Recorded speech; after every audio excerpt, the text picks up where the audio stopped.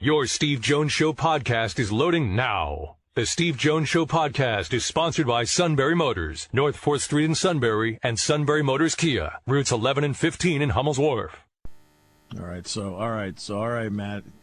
I know you're having fun with this, the mystery guest thing. So I guess we got a couple minutes with a mystery guest here. So, mystery guest, please sign in. Steve, my guy, it's Mike Gesicki. Mike Gesicki. Oh, my goodness. How are you, doing, my friend? I am doing so well now that you've called. I'm so proud of you, brother. You're doing such great work down there in South Florida, on the field, off the field. Really proud of you. Yeah, no doubt, man. I appreciate it. It goes all the way back to the time of State College, talking with you and all that kind of stuff, so I appreciate it. It's been fun for sure, and I'm happy to be on today. Well, so what has it been? I know I always ask, it gets to be a business, obviously, and what's really great is you've always just stayed grounded through the whole thing. But in that your family and everything.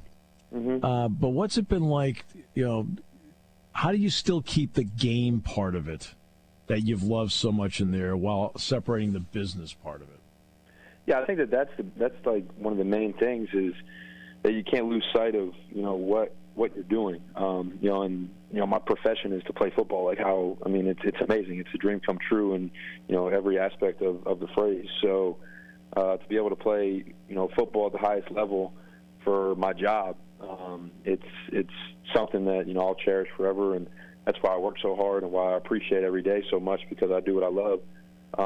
And that's why, when you see me out there making plays and, I'm running around acting like a little kid, because that's what I feel like when I'm out there. I'm having fun. I'm enjoying myself, and I get to do it every day. I watched you improve so much every day in every aspect. Mm-hmm. I mean, not just catching the ball, but as a blocker and so forth. Since you've gone to the NFL, what refinements have you made that have allowed you to be even better at this level? I think the biggest thing for me since I've gotten into the NFL is just in my route running, releases off the line, because at this level, it's the best of the best. And, you're getting, everybody's, best shot each and every week. And I've gotten to a point in my career where, sometimes I'm getting, some of their best cover guys covering myself. So, it's definitely a challenge each and every week. So you got to have a plan. You got to, be prepared, watching film, understanding how guys play, just becoming more of a professional, and just kind of taking some things out of some of my teammates that I've played with as well, how they prepare and doing, how they go about being a professional, and then, just going out and then executing on Sundays. When I talk to younger people, which includes obviously an audience of parents, you're an individual that I cite. And this is one of the reasons I cite it, is that you were not just an outstanding football player in high school. You were a player of the year in basketball in New Jersey as well, but you also played volleyball.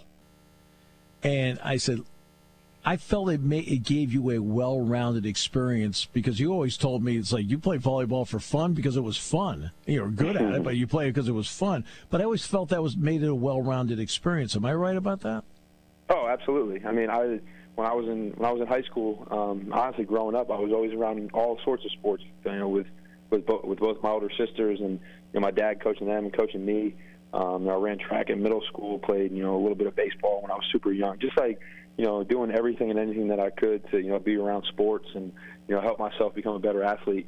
I think that all of those sports that I've played and competed in have helped me become the athlete and the competitor that I am today.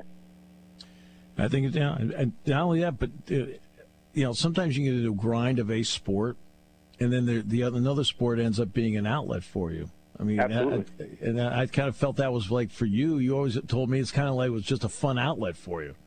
Yeah, it was just something, something that, the next thing to look forward to. I wasn't, just locked in, shooting jump shots every day or catching footballs every day or, spiking volleyball, whatever it was.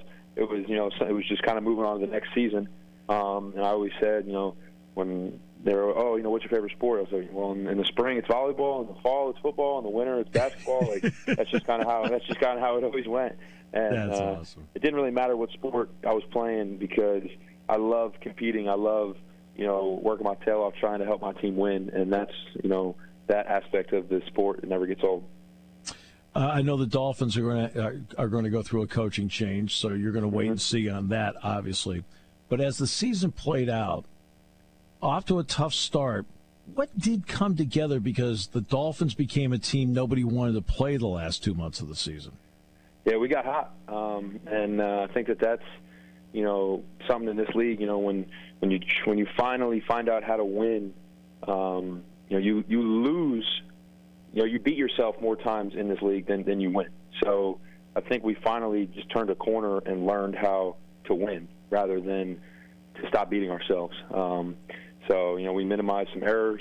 We started making some more plays, and we started playing smarter football, understanding different situations, and putting that to the test each and every week. And then we rallied off about 8 in a row. But when you put yourself in a hole like that, there's really no more margin of error. So we ended up coming up, I think a half a game short of the playoffs. So that's this league. Just another lesson learned, understanding how small the margin of error is in this league. And what did the Penn State experience do to instill a winning mentality in you? Oh, absolutely. You look at my first 2 years at Penn State, pretty just in average, years. I think it was like 7-6 and 7-6 or something like that. And so I think, to go through, just kind of understand how, like I just said, how in the NFL, in college football in the Big Ten, the margin of error is also slim. And then in 2016, we didn't start off too hot, but once you find out how to, stop beating yourselves and you start getting, you start making big plays and you start, understanding situational football and understanding how to win football games, then we got hot in 2016. I think that propelled, honestly, Penn State to, where it's been and where it's going to and all that kind of stuff. We learned how to win and we learned how to, compete and to play in big games and play on big stages, and especially, in front of the best fans in the world. So.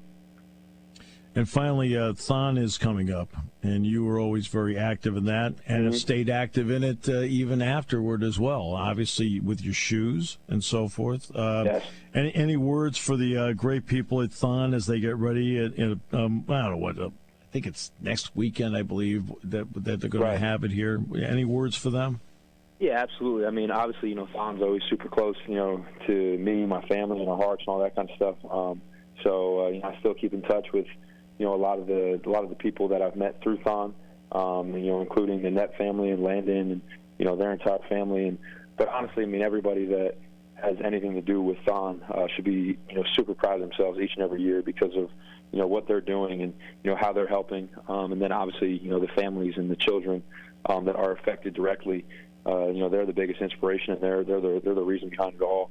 So any help or any notoriety or anything that we can do to help them is always worth it. Always thinking of Thon and all those kids and their families and everybody directly affected with Thon.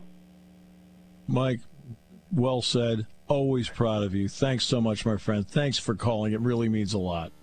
Absolutely, Steve. Man, I wouldn't rather do anything else today, man. I appreciate it, and I love chatting with you. All right, hope everything's going great. It's going great, Mike. Thank you so much. All right, have a good one.